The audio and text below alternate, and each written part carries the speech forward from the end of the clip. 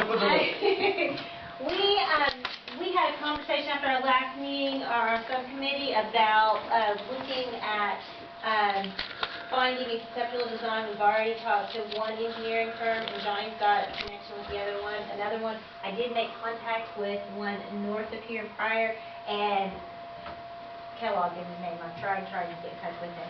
And what Marketing Alliance does is a little bit different than an engineering firm. So I talked to Anthony, and Bob was kind enough to drive from Tulsa, just Tulsa, right? Because that's right. You're based out of in Jackson, Mississippi, right? And so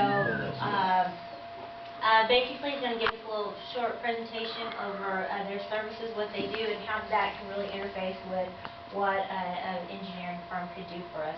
I did tell him that you have 59 more or less acres, and there was approximately another 100 acres contiguous to this for greening, development right over.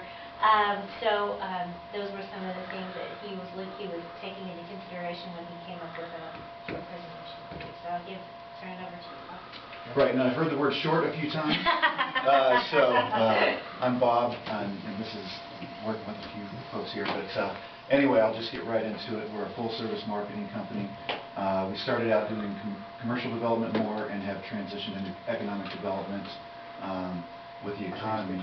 But we've really found a good niche, and I'm going to show you a couple of things that just talks about what we do. So, as opposed to normal, just marketing companies that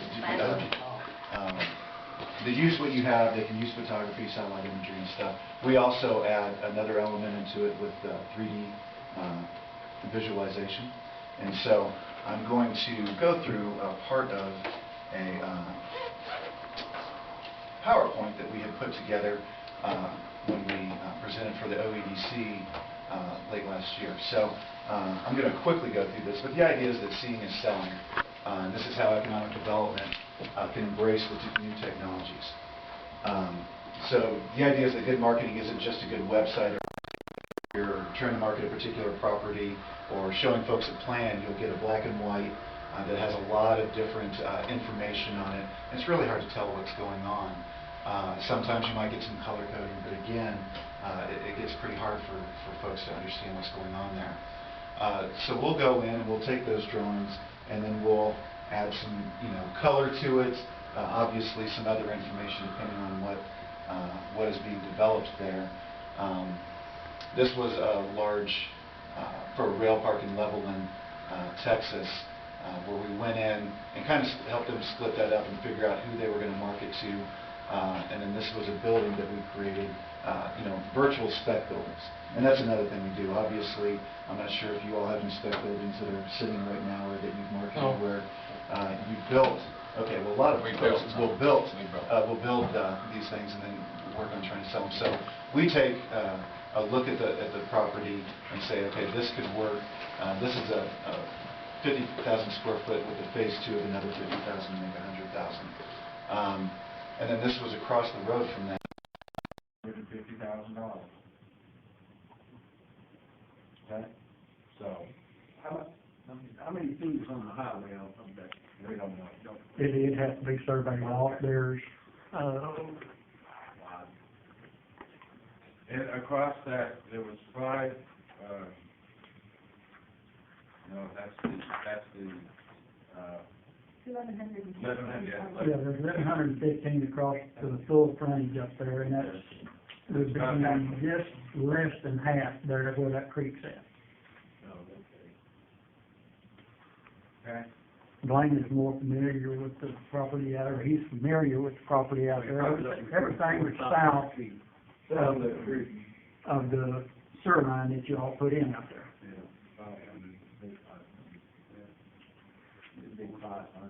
And I want to be on the record about this, and this is coming from the chair and the chair's opinion only. What I shared with Mr. Brinker is that if there's a private individual in the community that's wanting to develop a natural gas plant, the last thing that I want our authority to do is go into competition with somebody else that's going to do this. So I was very open about that. And so before I would make any recommendation about this, I find it very intriguing after I've had this conversation about what things potentially could be there, and for that location, if it wasn't a natural gas filling station.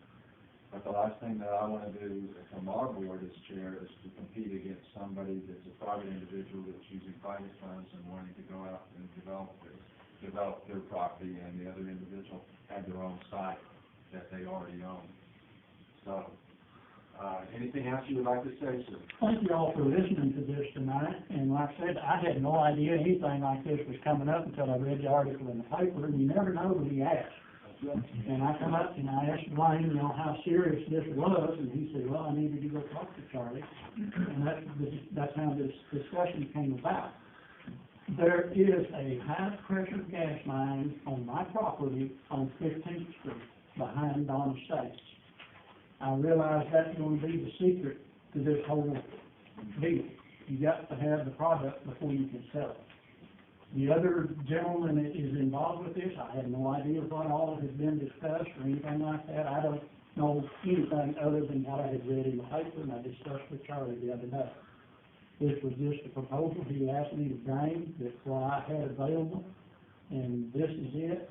I will give the city and county an easement across my property around the hill out there. I don't know if you all know or you're familiar with Donna States. They're on 15th Street, west of Donna States, the hill that's out there, that's mine. Around Donna States quarter there, I will give the city and the county an easement if this goes through for access to that high-pressure gas line, if that would help anything. I'm sure. The city has put in their infrastructure, their sewage line and all this stuff on that corner. This is what Mr. Brinker is proposing, that he would be serious, he's very serious about selling it to us. So, without me saying any more about that, we estimated that whole parcel there is about 26, 25 acres for that whole parcel. This part here that he's interested in selling to us would probably be between 10 and 12 acres. It just has to be surveyed to find out. Be surveyed to find out, but he thought that would be an excellent place for a natural gas refueling station. It'd be a good spot. Hey, I'm presenting it to the board. Am I asking because it's for vote? No, I'm just. That's it. But other people's opinions, you didn't really see anything that you found objectionable or outside of your opinion? Charlotte? Well, the review on this, we've had this for a couple of months. And a lot of stuff, I'm not really sure. I know we set this up, and we had stuff that we was gonna add to it, that I don't think got in there the way we wanted. It's not that, it might be reworded in here, but you understand this, and this is a legal document, and it's really gonna have a big impact on the way we operate and what the beneficiary will get out of our operation. And that's what we're all here for. And I really don't believe in a legal document that this is, not understanding 100% of every article in here. I would not put my name on it. I would not put my name on anything, I have 100% understanding.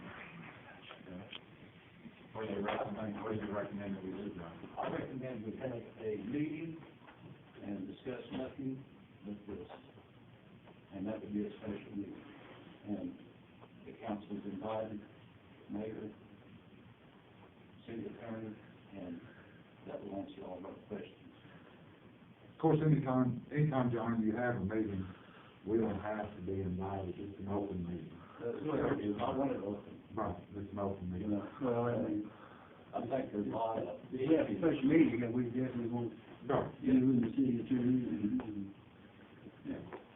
And well, I respect, you've got two members of the board making comment, I respect both of those. And Anthony, would you like to? Well, I too went over it and highlighted some things that, the more I read it, that I feel that most of it I like, and pretty well like all of it, but I had some questions and would like to go further in depth, and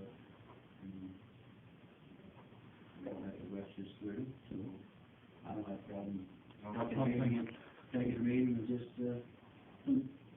like he said, that, this is what we're going to, us or anybody behind us is going to be working on for now on, unless they do some other changes down the road, so I'd like everybody to be happy with it. I don't have a problem with that at all. Is there anything that I can, possibly address tonight? First of all, let me tell you, review a little bit how that document was created.